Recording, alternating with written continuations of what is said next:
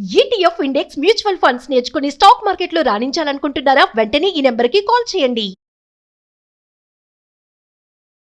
నమస్తే, welcome back to Suman TV. Present మనతో పాటు ఉన్నారు అనలిస్ట్ మందర్ కృష్ణారెడ్డి గారు. నమస్తే సార్. నమస్తే అమ్మా. సార్, మనము వృద్ధుల గురించి చాలా స్కీమ్స్ మాట్లాడుకున్నాము, వాళ్ళకి ఎలాంటి స్కీమ్స్ ఉంటాయి, బెనిఫిట్స్ ఏంటి అనేసి. అయితే ఇప్పుడు కొత్తగా ఏంటంటే లోన్ తీసుకోండి కానీ ఈఎంఐ ఏం కట్టొద్దు అసలు అని చెప్పేసి కొన్ని బ్యాంక్ స్కీమ్స్ ముందుకు వస్తున్నాయి. అంటే అసలు ఆ వృద్ధులకి బ్యాంక్ స్కీమ్స్ వల్ల బెనిఫిట్స్ ఏంటి, మరి లోన్ ఇస్తాము ఈఎంఐ కట్టొద్దు అంటే ఒకసారి వివరాల్లోకి వెళ్తాం. 60 ఏళ్లు దాటిన వాళ్ళకి 25-30 సంవత్సరాల క్రితమే బ్యాంకులు ఒక అవకాశాన్ని కల్పించాయి. అంటే ఇది సెంట్రల్ గవర్నమెంట్ ప్రోత్సహించేవాళ్ళు. నేషనలైజ్ బ్యాంక్స్ మాత్రమే ఇస్తాయి, ప్రైవేట్ బ్యాంక్స్ ఇవ్వవు. నేషనలైజ్ బ్యాంక్స్ మాత్రమే ఇస్తున్నాయి. ఇవి రివర్స్ మార్టిగేజ్ అంటారు. Reverse mortgage loan. మామూలు మార్టిగేజ్లో మీరు ఏదైనా ఇల్లు కానీ, స్థలం కానీ, పొలం కానీ మీరు ఏదైనా మార్టిగేజ్ చేస్తే ప్రతి నెల లేదా 3 నెలలకు ఒకసారి కంపల్సరీగా వడ్డీతో సహా ఈఎంఐలు పే చేస్తేనే కానీ ఊరుకుంటారు. లేకపోతే ఆ భూమిలో లేకపోతే పెట్టినటువంటి ఏదైతే మార్టిగేజ్ చేస్తారో వాళ్ళు విక్రయించేసేసి వేలం పడకు వెళ్ళిపోతారు వాళ్ళు. కానీ రివర్స్ మార్టిగేజ్లో ఏమిటంటే ఒక్క పైసా ఈఎంఐ కట్టాల్సిన అవసరం లేదు. ఇది 60 ఏళ్ళు దాటిన వాళ్ళకు మాత్రమే ఇస్తారు. నెంబర్ 1, స్వహార్జితమైనటువంటి ఆస్తి మీద మాత్రమే ఇస్తారు. అంటే తాతతండ్రులు సంపాదించినటువంటి ఆస్తి ఏదైతే ఉందో అదే ఆస్తి అయితే, తండ్రి నుంచో తాత నుంచో వచ్చినటువంటి ఆస్తి అయితే ఇవ్వరు. ఎందుకంటే దాని మీద అందరికీ హక్కు ఉంటుంది. మామూలుగా ఫోర్ ఫాదర్ సంపాదించినటువంటి ఆస్తి మీద పిల్లలకు ఉంటుంది, భార్యకు ఉంటుంది. అలాగే మిగిలినట్టు వాళ్ళు ఎవరైతే వాళ్ళ యొక్క అనుయాయులు ఉంటారో, వారసులు ఉంటారో వాళ్ళందరికీ దాని మీద హక్కు ఉంటుంది. కానీ తను సొంతంగా సంపాదించుకున్న ఆస్తి మీద ఏ రకమైన హక్కు ఎవరికీ ఉండదు.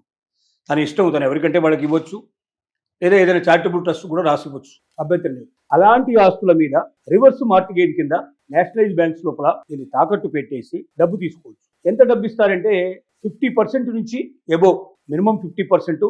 ఎబోవ్ అనేది అక్కడ ఉన్నటువంటి రేట్ ఏమిటి, పరిస్థితి ఏమిటి, వాటన్నిటి దృష్టిలో పెట్టుకొని కొంత కన్సిడర్ చేయడానికి పాసిబిలిటీస్ ఉంది. ఎందుకంటే 60 ఏళ్లకి దీన్ని తాకట్టు పెట్టినా ఇంకా 20 ఏళ్ళైనా మినిమం బతకొచ్చు. ఈ రోజున్న పరిస్థితుల్లో 30 ఏళ్ళు బతికినా ఆశ్చర్యపడాల్సిన అవసరం లేదు. ఒకప్పుడు అంటే తొందరగా చనిపోయేవాళ్ళు, కానీ ఇప్పుడు ఆరోగ్య పరిస్థితులు బాగా మనకు ఎక్కువగా రావడం వల్ల, బాగా మెరుగుపడటం వల్ల ఎక్కువ రోజులు బతికే అవకాశాలు ఉంటాయి. కాబట్టి 20 నుంచి 30 సంవత్సరాలు బతుకుతారని దాన్ని అంచనా వేసుకొని 30 ఏళ్ళకు వడ్డీ ఎంత అవుతుందో లెక్కలేసుకొని వడ్డీతో సహా ఎంతకాలం బతుకుతాడనేది లెక్కలేస్తారు. అంటే అతని ఆరోగ్య పరిస్థితులు వాటి బట్టి కూడా లెక్కలేస్తారు. ఆ 20 ఏళ్ళు 30 ఏళ్ళు అతను బతికేటువంటి టైం చూసి దానికి ఎంత వడ్డీ వస్తుంది, ఇచ్చే డబ్బు ఎంత, దానికి వడ్డీ ఎంత, ఈ వడ్డీ అసలు కలిపి టోటల్గా దాని యొక్క వాల్యూకు సరిపోతుందా లేదా అని చెక్ చేసుకొని ఇస్తారు. కాబట్టి మినిమంలో మినిమం 50% అయితే గ్యారెంటీగా వస్తుంది. ఒకసారి 60-70 దాకా కూడా వచ్చే పాసిబిలిటీస్ ఉంటుంది అతని ఆరోగ్య పరిస్థితులను బట్టి. తర్వాత అట్లాగే వడ్డీ రేట్లు బట్టి వాటి బట్టి తీసుకొని వాళ్ళు లెక్కలేసుకొని లెక్కల ప్రకారంగా వాళ్ళు చేసి ఇస్తారు. ఇది ఒంటరిగా ఒకరు తీసుకోవచ్చు, లేదా భార్యాభర్తలు ఇద్దరు 60 ఏళ్ళు దాటి ఉన్నట్టయితే వాళ్ళు కూడా తీసుకోవడానికి పాసిబిలిటీస్ ఉంది. ఈ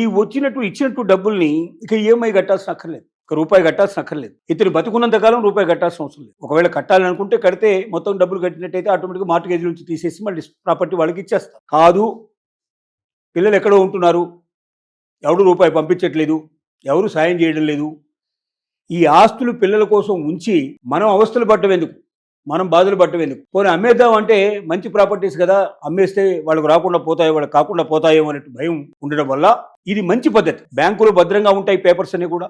వాళ్ళు చనిపోయిన తర్వాత లోన్ తీసుకున్నారు, కట్టలు ఏం కట్టలేదు, అయిపోయింది, చనిపోయారు. చనిపోయిన తర్వాత ఎవరైతే నామినీ ఉంటారో, నామినీ పెడతారు కంపల్సరీగా. ఆ నామినీ ఎవరు ఉంటారో వాళ్ళు పిలుస్తారు, వాళ్ళకి ఇన్ఫర్మేషన్ ఇస్తారు. మీ నాన్నగారు లేక మీ అమ్మగారు మీరు మార్టిగేజ్ చేశారు, డబ్బు తీసుకున్నారు, ఇది రివర్స్ మార్టిగేజ్, కాబట్టి దీనికి ₹1 మేము ఇంతవరకు తీసుకోలేదు, తీసుకున్నది అసలు ఎంత, వడ్డీ ఎంత, మొత్తం కలిపి ఇంత అమౌంట్ అయింది, మీరు ఆ డబ్బు పే చేసినట్టయితే ఈ ప్రాపర్టీ మీ పేరు మీద మీకు ఆటోమేటిక్గా ఇచ్చేస్తాం, ఈ పేపర్స్ అన్ని మీకు హ్యాండ్ అవుట్ చేస్తాం.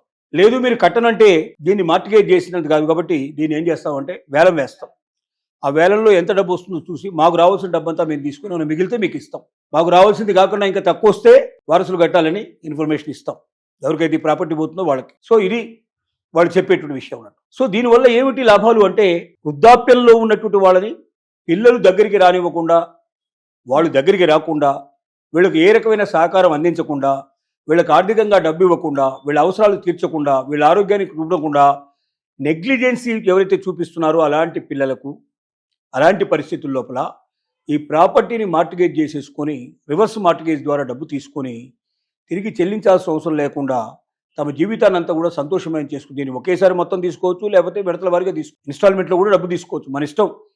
ఇంత శాంక్షన్ మీకుంది, మీరు ఎప్పుడెప్పుడు ఎంత తీసుకుంటారో అంత వడ్డీ పడుతూ పోతుంది. మొత్తం ఒకేసారి తీసుకోవాలని ఏం లేదు ఇక్కడ.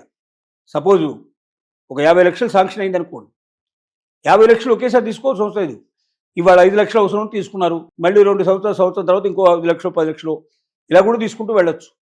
మీరు ఎంత తీసుకుంటే అంతే వడ్డీ పడుతుంది. లేదా మొత్తం మీకు అవసరం అయితే ఒకేసారి మొత్తం తీసుకోవచ్చు. ఈ రకంగా వృద్ధుల సౌలభ్యం కోసం 25-30 సంవత్సరాల క్రితమే ప్రభుత్వం, సెంట్రల్ గవర్నమెంట్ నేషనలైజ్ బ్యాంక్స్ ద్వారా ఒక చక్కటి అవకాశాన్ని కల్పించింది. ఇప్పుడిప్పుడే కొన్ని ప్రైవేటు బ్యాంక్స్ కూడా ఇవ్వడానికి సిద్ధపడుతున్నట్టుగా తెలుస్తోంది. కాబట్టి ముందు నేషనలైజ్ బ్యాంక్స్ వెళ్ళి కనుక్కోండి. ముఖ్యంగా స్టేట్ బ్యాంక్ ఆఫ్ ఇండియా దీన్ని ప్రోత్సహించింది చాలా కాలం. వాళ్ళని కన్సల్ట్ చేయండి, మిగిలిన బ్యాంకులను కూడా కన్సల్ట్ చేయండి.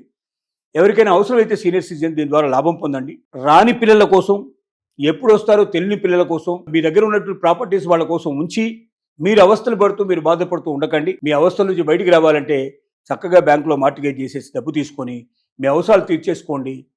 మీరు చనిపోయేదాకా రూపాయి పే చేయాల్సిన అవసరం లేదు. నిశ్చింతగా మీరు బతకొచ్చు. హాయిగా మీ జీవితాన్ని పూర్తి చేసుకోండి.